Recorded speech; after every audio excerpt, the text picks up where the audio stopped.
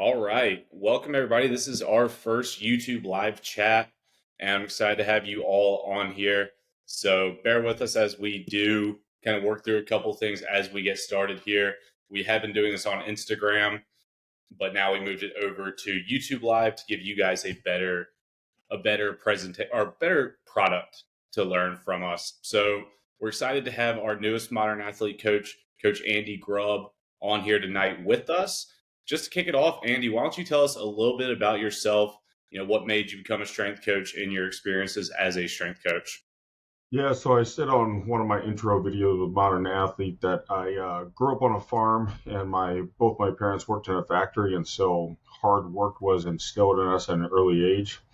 By the time I was 14 years old, I was already paying taxes and filling out W-2s, and I knew from a really young age that number one, I didn't like farming, and number two, I didn't want to carry brick and block for the rest of my life. So I knew I wanted to be a strength coach by the time I turned 15. When I went to college, I was fortunate enough to get a Division I scholarship playing football and studied exercise science. After college, I took a little bit of a detour. I went into Christian ministry and I got a master's degree in church history. Went to Duke University, picked up another master's in Christian theology, historical theology, and was going to parlay that into a PhD. Decided to take a little time off, adjuncted at DePaul University in Chicago, and learned really quickly that I did not like the teaching experience. And so I was just like, you know what? I'd rather coach them than teach them. So after 14 or after 10 years being out of the game, I became the world's oldest intern at Ohio State University the last time they won the national championship, so 2014. Then I was a football strength coach at University of Illinois, University of New Mexico, University of Toledo, four schools, 4 years. Got tired of hopscotch around the country. I knew I wanted to have an effect on young men's lives, but I knew if I was moving every year, I wasn't going to have that effect. I also got tired of dealing with knuckleheads in football. And so my goal at that point was I just want to be somewhere longer than 4 years to see somebody through freshman year, through graduation, and I want to coach people that I like. Uh, a job opened at West Point Military Academy. I was a strength coach for division for their basketball team. I was the strength coach for a handful of other teams, lacrosse, soccer, and whatnot. And around that time, my wife got tired of the coach's life. Anybody, as you know, Ben, working in the college realm, it's 6, 7 days a week, all year round. It's 70 hours a week, and that's not an exaggeration. It's literally 10 to 12 hours a day, every single day. So at first, it has a cool factor. You're on national TV. You get to wear the university swag, and you get to rub shoulders with, first round draft picks and all that good stuff. That's cool. But then it starts to take a toll on your home life. And so then I started looking for something with a little bit better work life balance. The West Point gig afforded me the opportunity to get my foot in the door in the tactical realm. And that was about a year and a half, 2 years ago, and I've been in the tactical realm ever since. In the tactical realm was when I met you and the other people at Modern Strength, and so that's how I landed here. Yeah. Cool. Yeah. Yeah, there's a lot of things in there that definitely hit home. One of the things I want to point out, and to anybody who's been a strength coach long enough, and I believe if they're in it for the right reasons, they'll agree with this. And it's something that people who aren't strength coaches don't necessarily understand of what's super fulfilling about being a strength coach working in college athletics is when you talked about being somewhere longer than a year. I was fortunate enough to be at Troy University for 5 years, and it was so cool seeing those kids come in at 18 years old, and especially the kids who redshirted, and Yeah. seeing them truly develop into young men. So a lot of people think of strength and conditioning of like, you said, oh, the cool thing, like rubbing elbows with draft picks, being on ESPN. But truly, the most fulfilling part was truly seeing these boys turn into, young men and just seeing the respect they had for, people around them as opposed to when they were 18 and just, like you said, complete knucklehead and just would do whatever. Yeah. And a lot of people don't realize too is that the strength coach spends more time with the athlete than the actual sport coaches. Number two, we don't have a vested interest in their playing time. And so they don't have to be on guard around us because it's not like we're determining whether or not they're getting on the field. We mostly judge them just by, are you giving great effort on a daily basis, and are you paying attention to detail? I.e., are you doing what I'm asking you to do? And over time, once we're consistent, especially if we're disciplined and consistent, I think they really respond to that. They fight the discipline at first and they fight the structure, but in the end, they come to love it, and then in turn they end up loving us, and we actually have an impact on their real life, on their actual life. And yeah, like you said, that's the most rewarding part for sure. Yeah, absolutely. And just one quick point on that, because it's not truly into human performance, but what I saw a lot of times is you talk about the structure of the discipline.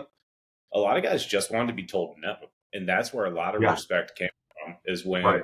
you would put your foot down, like, hey, this is the standard, and Yeah, that's what they respected, not the person who was like, hey man, you're a player, you make plays for us on Saturday, so I'm just right, going to turn my back. I didn't right, see you cuss that out, like.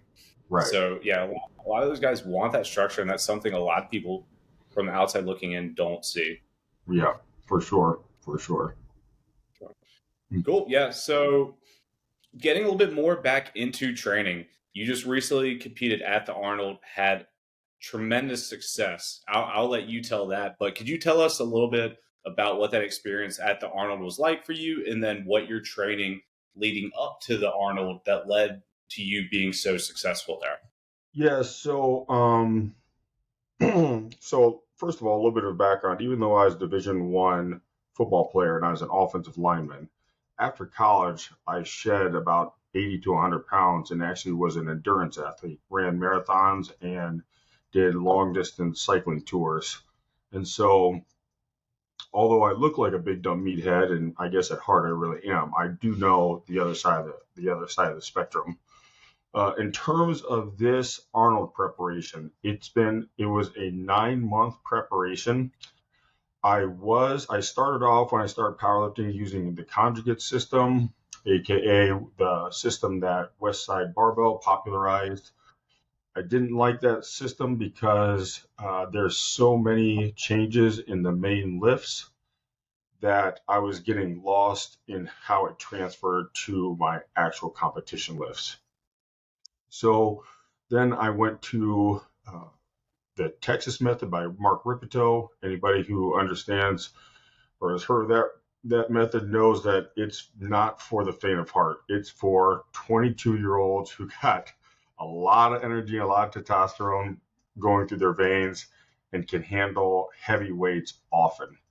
And it turns out I'm over 40 now. I trained that way for about a year, and then going heavy every week was just taking its toll on me. So I knew I had to go. I needed to do something lighter, and I needed to be able to track where I actually was. The great thing about the Texas method is you're going above 90% every week, and so you have a pretty good idea of where you are in your competition lifts on any given day. Uh, I knew that if I started going lighter than that, because I had to if I wanted to recover, that I wanted something that would still give me a pretty good idea of where I was. So I used this system called the Boris-Shiko method. Boris-Shiko was a very, very successful weightlifting coach for Russia, weightlifting being the clean and jerk and the snatch. He was a very successful weightlifting coach in Russia from 1970 to 1990, right around the time that they were dominating everything. In part because of their drug program and all that, but in large part because the Soviets really understood the uh, importance of having sound training. Boris Shiko, after 20 years of just kicking the snot out of the entire world of weightlifting, switched over to powerlifting. And from 1990 to 2010, he never had a lifter in international competition place lower than bronze, lower than third place. So I'm like, okay, this guy obviously knows something. And his method, to make a long story short, is high frequency. So you're doing the main lifts um, virtually every time you go into the gym, and low intensity. So the average volume is only like 68 to 70% of your one rep max, but you're doing a lot of volume. To put in perspective, I was having trouble uh, recovering between sessions with the Texas method, and the volume with the Boroshigo method was about 3 times that. And so a lot of volume, and it's meant to be a 16-week train up. What I did is I did 4 weeks, and then I took a week off. 4 weeks, took a week off. 4 weeks, took a week off. So it was really a 5 month train up. And then, yeah, I went heavy one time. That's when I was testing my maxes to see if my training maxes were actually where I actually was, and everything was dialed in pretty good. And then I went to the meet and virtually did the exact same numbers that I hit in the gym. So really pleased about that, about the train up. The Arnold itself, I'm going to try not to ramble on too much, but the Arnold itself is an extravaganza of strength sports. They have over 20 sports represented and competing. The powerlifting meet is known as one of the most well-known powerlifting meets in the whole world. And if you could imagine, it's kind of like being in a casino and you're a gambling addict. There's constant stimulation, music, DJs, companies showing their wares of all these big promotional tables, enough energy drinks to last you for a decade that they're passing out. And, the celebrities of the fitness industry are just, off the charts. As soon as I got my gold medal or whatever, I walked right over to a stage and got on stage with John Jones. so so it gives you like an idea of the sort of caliber of people that were there. But yeah, very chaotic. A lot of action going on, but was just for those 30 seconds of competing, locked in and got the job done. Really happy about it. So Nice. Yeah, absolutely. So definitely a lot of hard work, time, huge commitment for you to be successful. I mhm. think I know the answer to this, but if you could do it again, yes or no? Oh yeah, Putting all that training in, I'm absolutely. already thinking about doing it again. Yeah. Oh, I'm already thinking again. Now my body is healing. When you get to be a certain age, your joints just take a wear and tear. So that's something you got to count the cost about. But absolutely. I got bit by the bug. I don't know how to train anymore without having like a set goal. And for me, competing is one of the best goals you can do because you're putting yourself out there, you're putting money down, you're saying, I'm going to be judged by other people, and I'm going to risk the possibility of just looking like an idiot, right? And that's what helps focus the training. so I want to go back to something you just said right there. You're Yeah. saying now you don't know how to train without having a set goal, Yeah. which obviously as a strength coach, it makes sense to me, but I think there's a lot of people out there who might not understand exactly what you mean by that. And it's something I know Jimmy and I have referenced before, talking about training versus exercising. Right. In your words, could you describe to anybody watching right now, what we mean by training versus exercising? Good. Exercising is getting tired and sweaty. Training is doing the same thing, but you have a goal in mind. You have a purpose behind it. So I can remember the most fit I've ever been, the most healthy I've ever been was back when I was an endurance athlete. I was running a lot. I was lifting. I was doing yoga. I felt all around very complete. But I did a marathon just to do a marathon. I wasn't trying to like actually improve my time. I was just checking off a bucket list. And during those couple of years, I was very consistent, uh, and I was proud of the sort of shape I was in and the sort of health that I was in. But I was just simply doing it without knowing what I was doing, which is strange because I studied exercise science as a major. I was a Division I athlete, but all I knew was, you know, don't be a weakling and look good naked. Okay. Absolutely. Now, maybe you can call that a goal, but weakling, well, how weak is weak and what is actually strong? I don't know. Look good naked. Compared to whom? Compared to Mr. Olympia or compared to my sedentary couch potato right next door who's, 100 pounds overweight. Again, these are all like just vague, like things that you're aiming for or your vague reasons of why you're doing what you're doing. But for me, unless I have, for lack of a better term, a SMART goal, like I want to have this physical output, this strength output, this cardio output on in this many months on this date.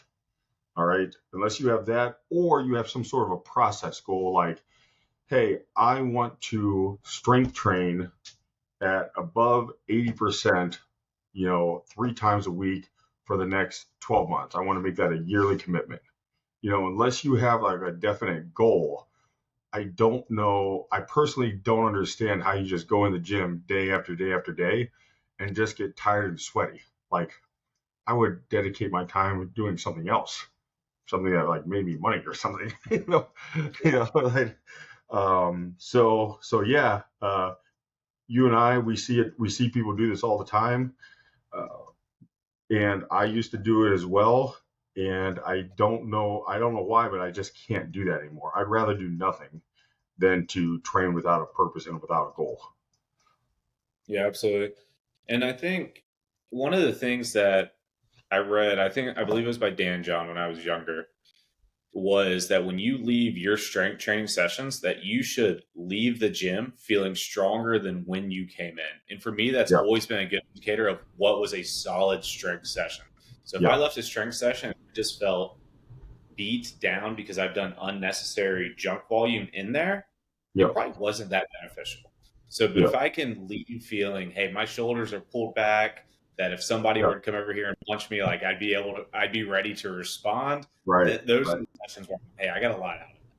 So, and Yeah, I think it's something pretty simple that a lot of people just don't know, but is something that I've taken with me for the past 10 years and try to feel that way every time I'm leaving a true strength training session. yeah, indeed. And, I used to train in the high intensity style, not HIIT, but like the sort of training that Dorian Yates was doing back in the mid 90s. And there was a stream of training from basically the early 70s through like the late 90s where you would, as you know, you would take yourself to muscular failure. In other words, you just didn't lift, 3 sets of 10 on the back squat. You did back squat until you couldn't stand up and you were flopping around on the ground like a fish. Okay. Like extreme intensity. And that sort of training, you don't feel stronger afterwards. You feel destroyed. And Yeah, absolutely.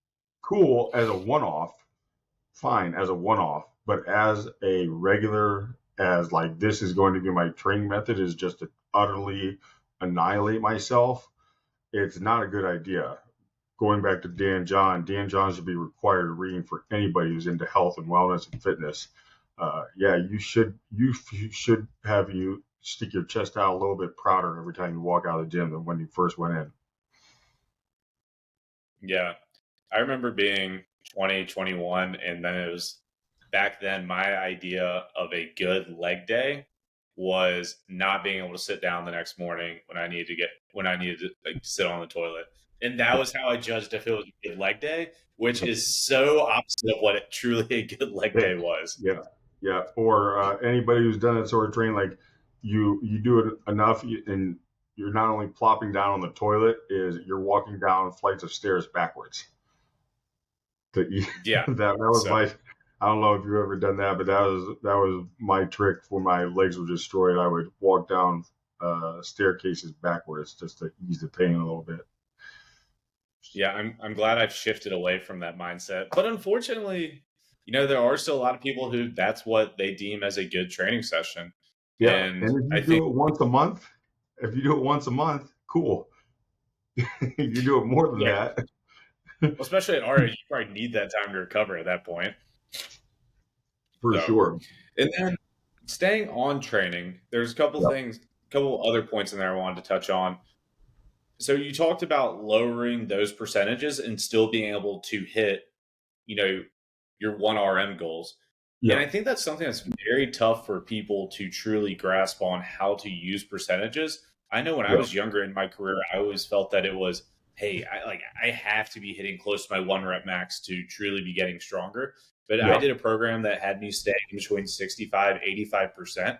And that's yep, what got a lot of jumps in my lifts. yep, yep. So, you know, Zatskiorski,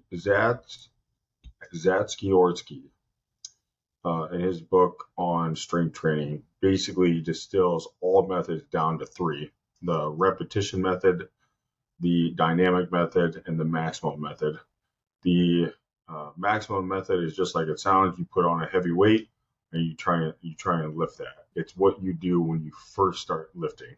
Guys are just all they do is just go in and max out, and that's a very effective form of training in that it requires you to recruit all your muscle fibers in order to move that weight. The problem is that you get burnt out. You just can't do that all the time. And so repetition method essentially builds hypertrophy, builds muscle, and that's what builds the engine in order for you to display the strength. The maximum method being, the maximum method tells all your muscle fibers to fire. The repetition method says we need to make these muscle fibers bigger. And then the dynamic method is, again, just moving a submaximal weight as fast as you can in order to essentially increase the momentum of the barbell. And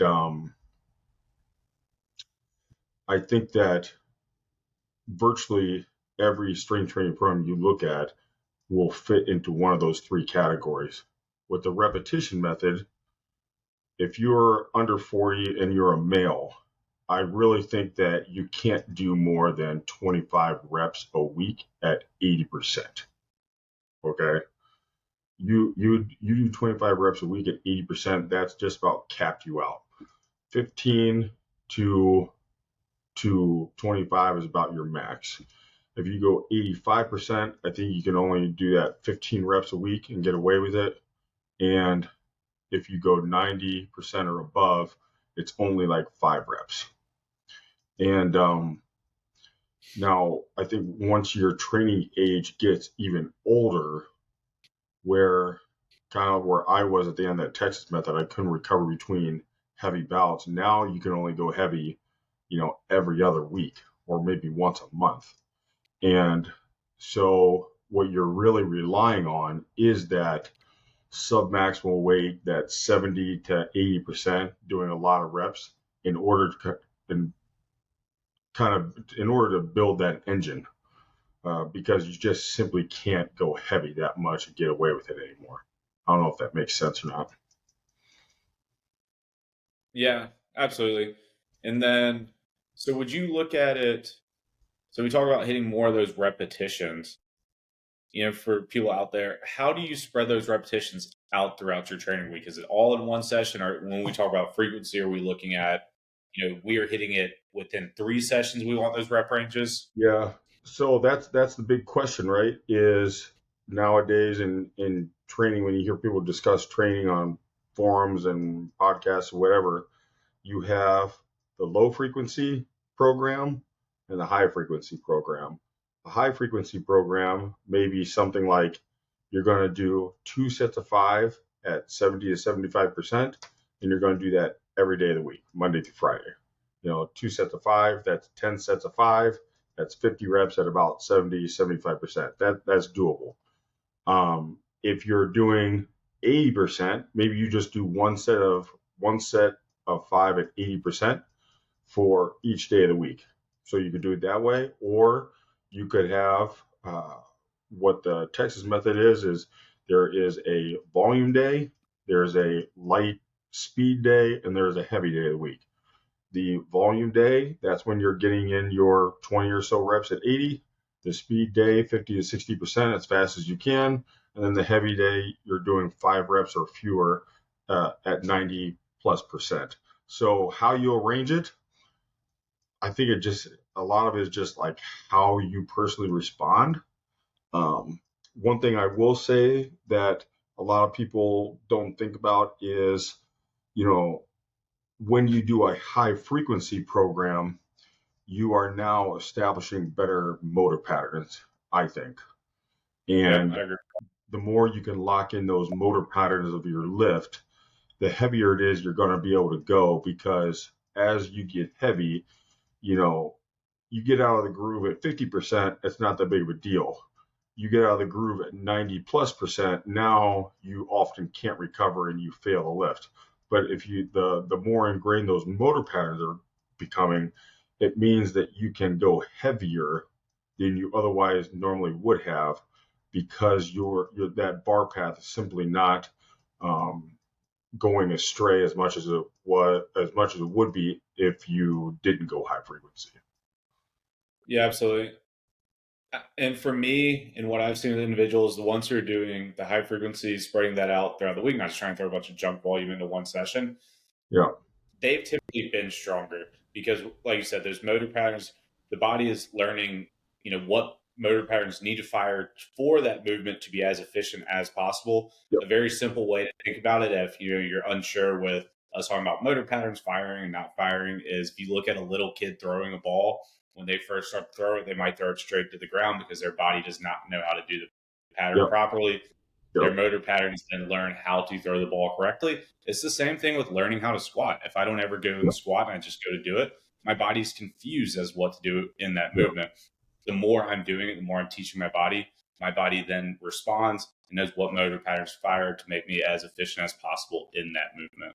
Yeah. I don't know if you ever heard this, but I used to hear it said all the time, like, even if you just have the barbell or you just have 135 on the bar and you're warming up or whatever, treat every set as if it is maximal weight. In other words, the setup is the same every time. I put my hands on the bar here, I put the bar on my back there, I set my feet, I unrack, I take my breath, I get as tight as I can through these certain areas of my body. Every warm up, every rep should be like that.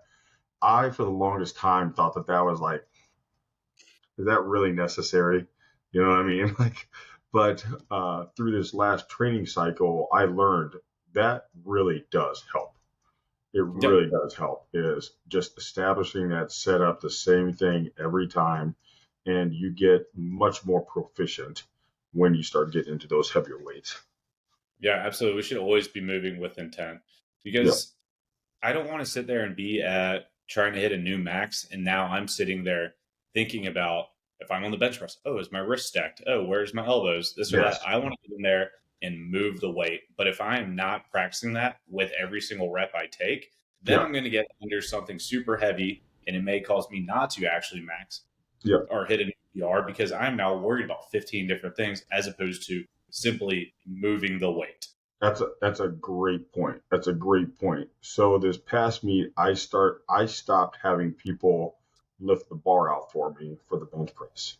So usually people, they bench press by themselves, whatever, and then as it gets really heavy, they'll ask somebody like, "Hey, guy, bother you? Can you lift this all for me? Spot me, whatever." I stopped doing that for the same reason that you said, is, when it's time to perform, I don't want to have to worry about finding a spotter. And I don't want to coach the spotter like, hey, could you not just pick up all the weight on me and then dump it on me? Could you make it a little more smooth? I'm just trying to do a 1 inch lift off, not a 3 inch. And these all say, again, these sound like minor details, but if you're lifting for a Yeah. long time, you want to hit a PR, all the details matter. And the last thing I want to be worrying about as I'm going for trying to squeak out yet another 5 pounds on my bench is whether the spotter knows what the hell he's doing. And then the same thing with the setup. Like, I don't want to be thinking about if my wrists are stacked. I just want to, just like a free throw, bounce, bounce, bounce, spin, spin, take a deep breath, shoot. just like No, a yeah. free throw. It needs to be that routine. Yeah, I love that analogy. And it should be that way with the whole setup, not just, if it's on a squat, how you get under the bar, how you step it out, like everything should be the exact same. And I think you look at somebody like Tiger Woods, for example, every time he putts, it's the exact same thing. The pull on the right sleeve, he sets back up. So his Yeah. routine, it's just like a baseball player stepping in the batter's box. There's a routine they do every time to get Yep. themselves ready for that situation. It should be the Yep. exact same way when we are Yep. going to move weight. So And then with and that, then to let's be okay. Yep. transition Go here a ahead. little bit.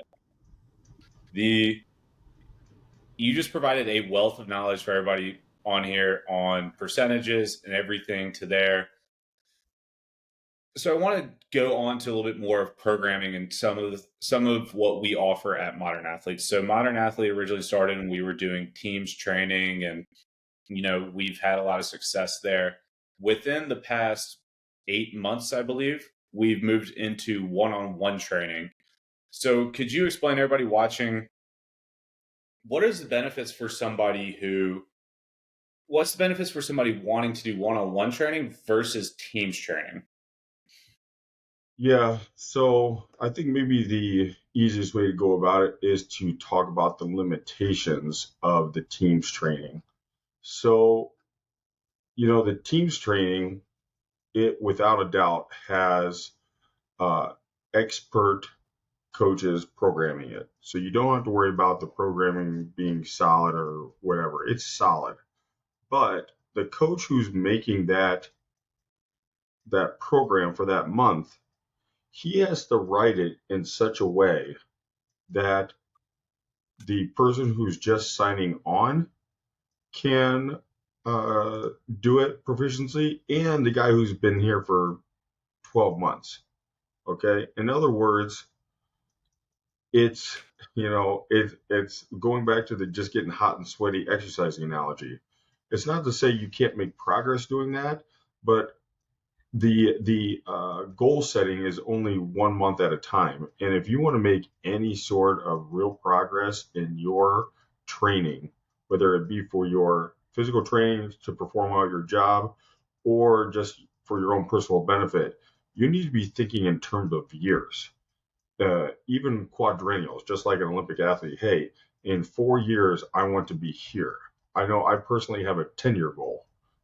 In 2032, I want to be at a certain point. And you're not going to get there if you if you're just doing just random exercises every month. Okay, so you have to somehow, some way, if you have real long term goals, you have to get out of the team setting, I think.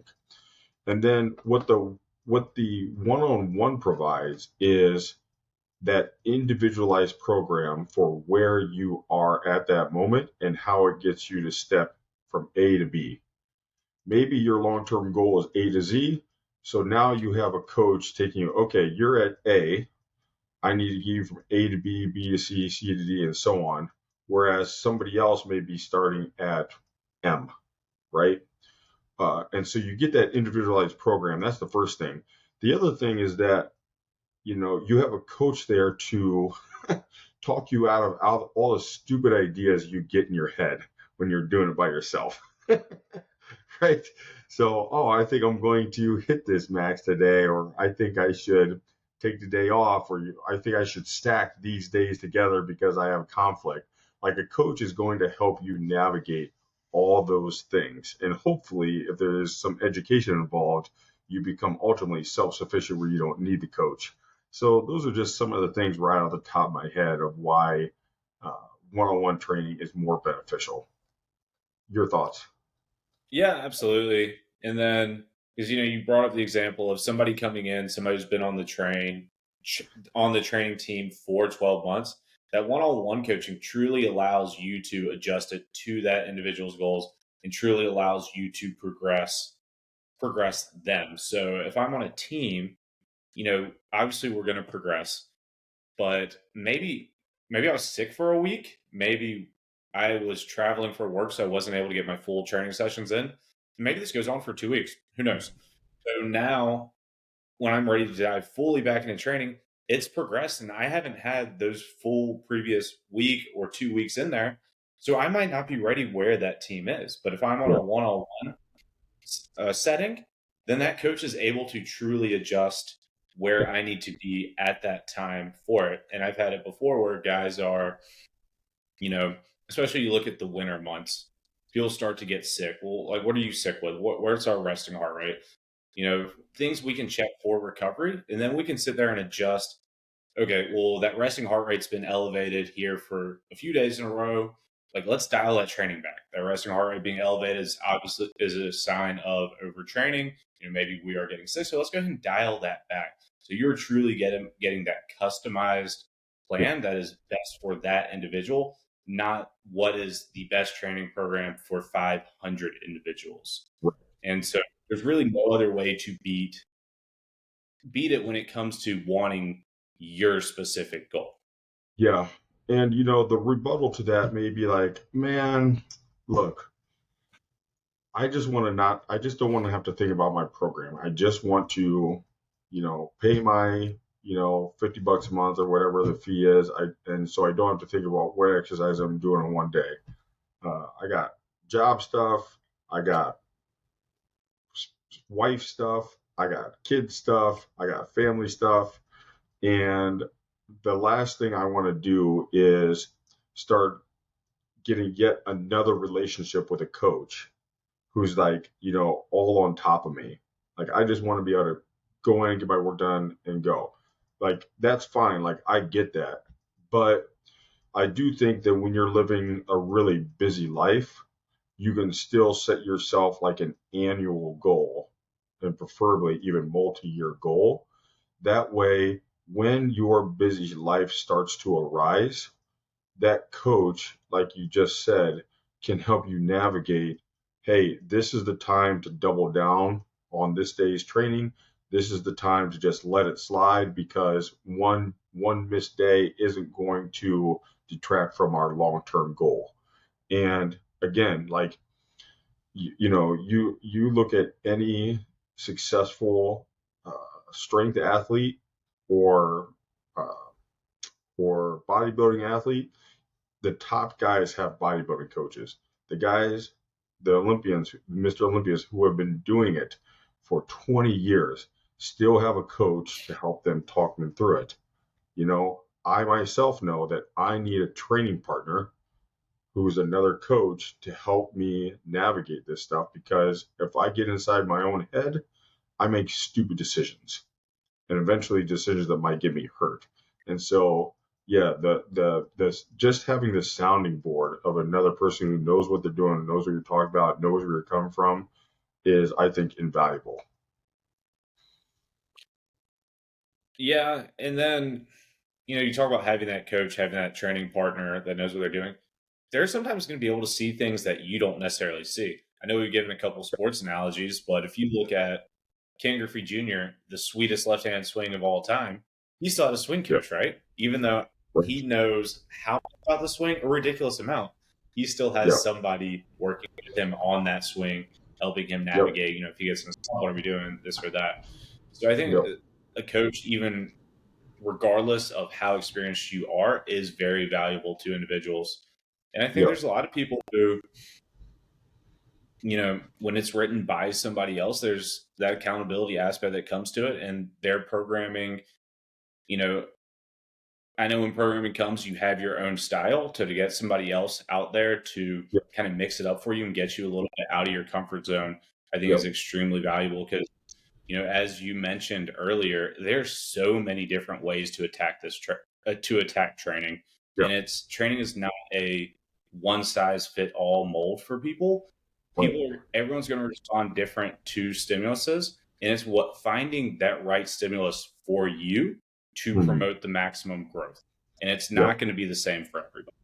That's right. It's not going to be the same. I'm glad you brought up the point about style. Um, there is an art form to programming. There are the principles of biology uh, which dictate the principles of training. Uh, but after that, there is the art figuring out what exercise at what place and how much and what intensity is right for this person based upon all sorts of factors: the person's injury history, what their personal likes and dislikes are, the training equipment they have available, the sort of exercises that the coach himself or herself is most proficient in. All these things come into the pot, and just like you said, that's a really good point. Of sometimes you need sound training that comes from somebody who has a different style than you, just to get you out of that same thing that you've been doing over and over and over and over for the past 10 years. That's another thing is, man, it's really easy for the people who are really consistent. Their weakness is that they never step out of that consistency and try something new that they're not accommodated to yet. So that can be really valuable. No, yeah, absolutely. So, Andy, we're going to go ahead and wrap up here as we have a few minutes left on this YouTube live tonight. I appreciate everybody signing on. So, I think there's been a lot of great things you've put out there. Obviously, you have a tremendous amount of knowledge in strength and conditioning. For anybody on the stream tonight who is interested in our one-on-one training, go check us out on Instagram at Modern Athlete Strength.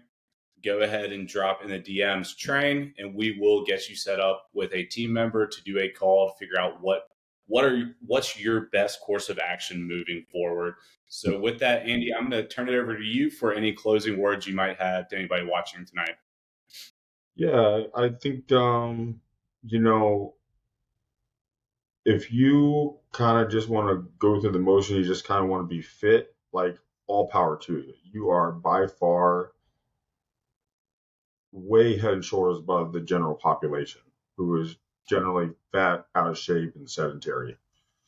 But if you are ready to actually take things to the next level and you want to be surrounded and taught by a group of people and a staff who can help you navigate all of the myths and, quite frankly, the bullshit out there on the internet, and you want to actually start making like concrete steps in a direction with your physical goals, then I think Modern Athlete can really help you.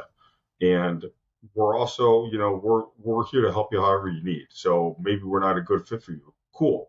We'll still help you get in the right direction, because at the end of the day, we care about people and we want to help people whenever we encounter them. So I just wanted to throw that out to anybody who's listening. No, yeah, absolutely. Great stuff, Andy. Again, if you are interested in working with Andy or any of the other Modern Athlete coaches, go to our Instagram at Modern Athlete Strength and DM us train, and we will get you set up. So thank you everybody for signing on. Andy, this has been fun. Yep. Look forward to picking your brain again sometime soon. All right, Ben. Thank you, man.